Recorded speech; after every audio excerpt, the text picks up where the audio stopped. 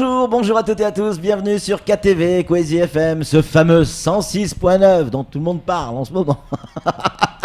Pour un temps de parole en direct à la radio et à la télévision.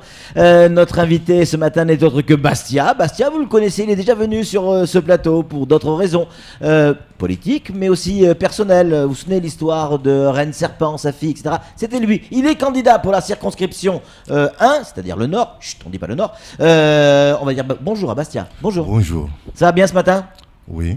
Alors vous faites partie de ces candidats sans étiquette, de ces hommes sans étiquette, qui ont décidé un jour d'être candidats à une élection nationale, puisque les législatives c'est une élection nationale. J'ai envie de dire pourquoi. Eh bien, il y a beaucoup de choses à Mayotte qui ne fonctionnent pas. Ouais. Et on a du mal à rechercher d'autres solutions. Ouais. Or, les solutions existent. Mais il faut savoir improviser d'autres solutions pour justement enlever les problèmes qu'il y a ici. Et il y a des urgences que si on compte que sur Paris, on ne va jamais pouvoir régler ces urgences-là. Au niveau de la question de l'emploi, au niveau de la question de la formation. L'urgence pour vous, c'est quoi ? C'est l'emploi d'abord ? Oui, l'emploi. Et pour créer de l'emploi, il nous faut de la manne financière. Ouais. Et pour avoir cette manne financière, il faut demander à l'État qu'il nous donne les moyens, les moyens juridiques pour pouvoir négocier l'exploitation du pétrole que nous avons au niveau de l'océan. Pour vous, ça c'est une solution ? Je pense que c'est la solution, vu que les politiciens à métropole disent tous les jours que la France est en faillite. Ouais. Si elle est en faillite, nous on demande qu'on puisse exploiter le pétrole. Oui, mais c'est la France qui va l'exploiter quand même, parce que nous on est français. Oui, nous sommes tous français. Ouais. Mais si la France avait mis les moyens depuis tous ces temps pour exploiter le pétrole, nous ne serons pas dans cet embarras-là. Ouais. Mais vu qu'elle a du mal à exploiter ce pétrole, qu'il nous donne, nous, on va chercher les moyens pour pouvoir l'exploiter. Il nous donne juste les moyens juridiques. On ne demande pas plus. On ne demande pas l'indépendance non plus, comme certains veulent le faire penser.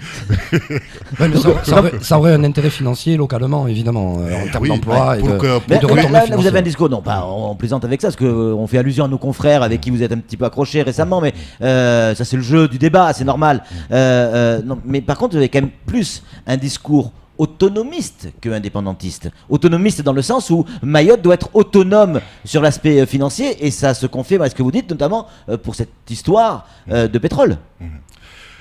La question autonomie financière, on dirait un petit peu oui.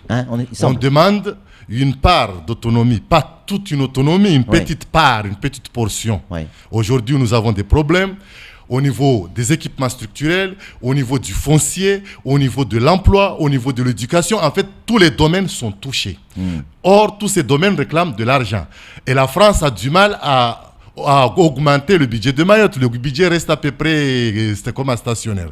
Donc, pour attaquer tous ces grands travaux d'aménagement structurel et d'industrialisation de l'île, il faut de la manne financière. Et cette manne financière, pour vous, c'est le pétrole. C'est le pétrole qui est dans la zone. Qui est dans la zone. Donc, pourquoi pas nous donner cette occasion d'exploiter ce pétrole pour créer les usines, pour créer des équipements, des infrastructures structurantes, comme les aéroports, le métro. Aujourd'hui, il y a un problème de circulation. Pourquoi pas privilégier le métro aérien aujourd'hui et demain le métro souterrain. Donc, il y a un métro à Mayotte ? Oui, un métro aérien, c'est possible de le réaliser, c'est vite fait. C'est des pilotis. C'est quelque chose qu'on va construire sur des pilotis, c'est facile à réaliser et ça ne va pas gêner grand monde, quoi. Ouais. Donc c'est facile à réaliser, pourquoi pas privilégier ce type d'équipement pour réduire ce problème. Alors Bastia, il y a une autre priorité que l'on sent bien quand les invités viennent sur ce plateau, on l'entend aussi avec la population, c'est l'insécurité et l'immigration. Est-ce que pour vous, c'est une priorité ? Comme je l'ai dit à RFO, on dit Mayotte première maintenant. Mayotte première, l'insécurité, l'immigration, c'est une construction. Ouais.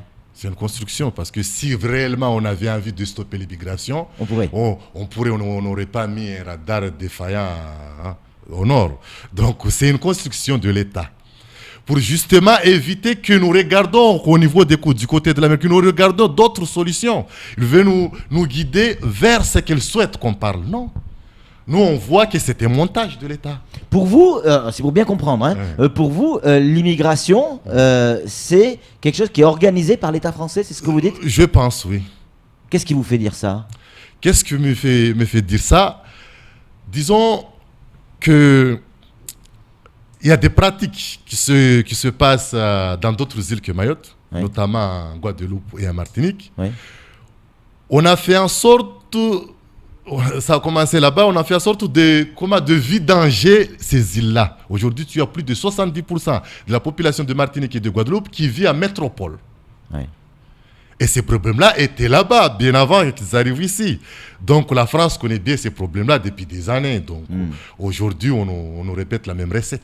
Quel regard dans votre programme, dans votre vision politique, c'est pourquoi vous êtes candidat du reste, vous avez sur la manière dont nos enfants sont éduqués, la manière dont on va à l'école, votre programme sur l'éducation nationale, en clair? Moi, mon programme, on ne peut pas aujourd'hui pousser les jeunes à faire des études s'ils voient leurs aînés comment traîner, être au chômage, traîner comment derrière. Nous avons fait de longues études et nous voyons en train de traîner. À la fin du compte, il y a des jeunes qui s'appellent des galériens. Nous avons tout fait de leurs études et les occasions d'emploi sont ici, mais nous n'y accédons pas. Donc, c'est-à-dire, ça veut dire quoi?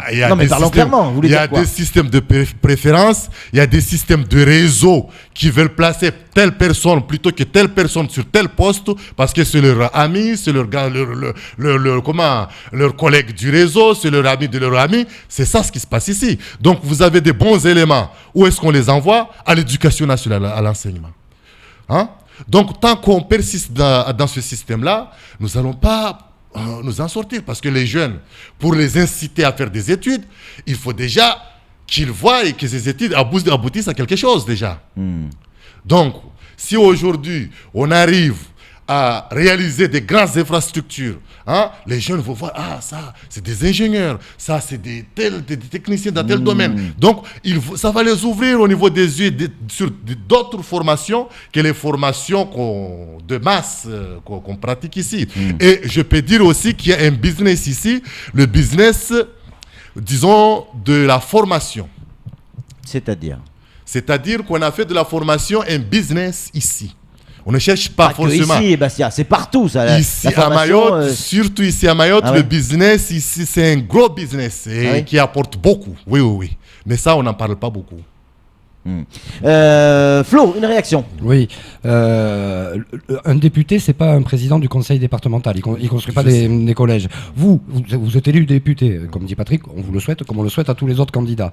Votre travail, c'est le contrôle, la proposition de loi, le contrôle du travail de l'État. Votre premier combat dans ce sens-là, votre première proposition en tant que député, ça serait quoi pour Mayotte? Comme je l'ai dit, ma première proposition, c'est la cessation des évasions rampantes et la refondation des politiques foncières et territoriales. Cela veut dire que l'État doit cesser ses pratiques malsaines et nous restituer les fonciers terrestres et maritimes, ces territoires maritimes, qu'on puisse les exploiter. Quand vous dites nous, c'est qui? Nous restituer les terrains. Nous, la population de Mayotte, parce qu'aujourd'hui, qu'est-ce qu'on fait à Mayotte? On veut faire du foncier un business. L'État qui a spolié des fonciers auparavant et qui les avait transformés en des concessions, a transformé ces concessions en des titres à part entière. Et aujourd'hui, elle refuse que ces terrains qui ont été spoliés soient rétrocédés à des agriculteurs, à des jeunes qui veulent créer de l'emploi, à un tas de monde. Parce que qu'est-ce qui se passe aujourd'hui? Vous êtes jeune, vous avez un terrain dont vos parents le possèdent depuis plusieurs décennies, vous voulez réaliser comment une boîte, vous voulez réaliser des activités, vous avez un tas de problèmes.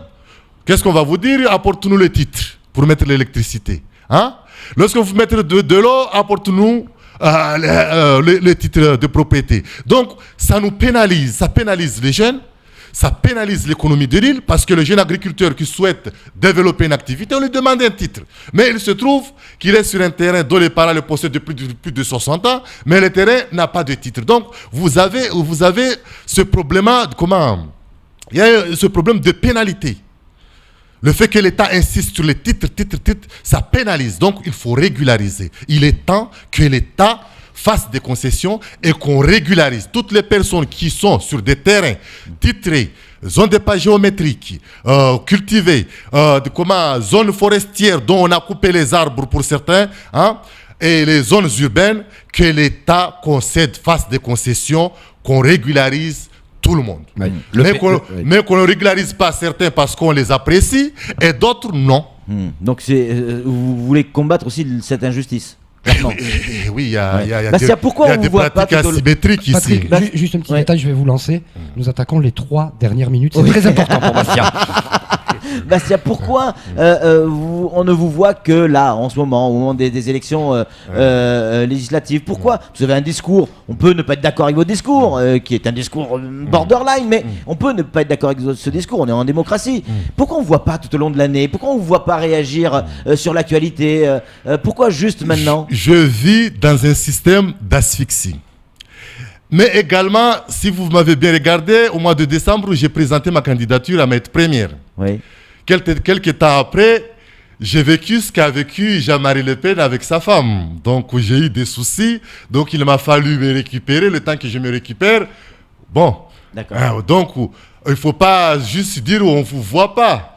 J'ai cessé d'aller dans les réunions, j'ai cessé de participer à un certain nombre de choses parce qu'à un moment, on se rend compte que c'est plus des mascarades que des réunions. Parce que vous avez pris, vous avez adopté une stratégie qui est différente de vos collègues, autres candidats.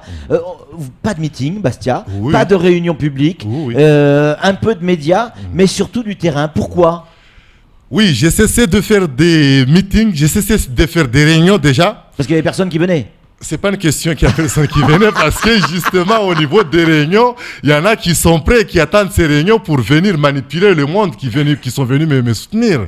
Donc vu que j'ai vécu ce système où on regarde telle personne est dans les meetings de Bastia, telle personne va dans les réunions de Bastia, le lendemain on le manipule, je me suis dit il faut changer de démarche. Cette année je ne fais pas de meeting exprès, je ne fais pas, et financièrement je ne peux pas parce que je vis dans un système d'asphyxie économique, je ne fais pas de réunions non plus parce que les réunions, on s'approprie mes idées, mes projets de polder que j'ai parlé durant la campagne précédente. Il y a la conseillère de Kungu qui se les a appropriés et je n'ai pas reçu ne serait-ce qu'un consulting. Bastia, donc on s'approprie mes idées mais je ne bénéficie rien. Donc je préfère changer de démarche afin de voir si ça va avancer. Bastia, il nous reste même pas une minute. Donnez-nous une bonne raison de voter pour vous. Les Mahorais vous écoutent ce matin.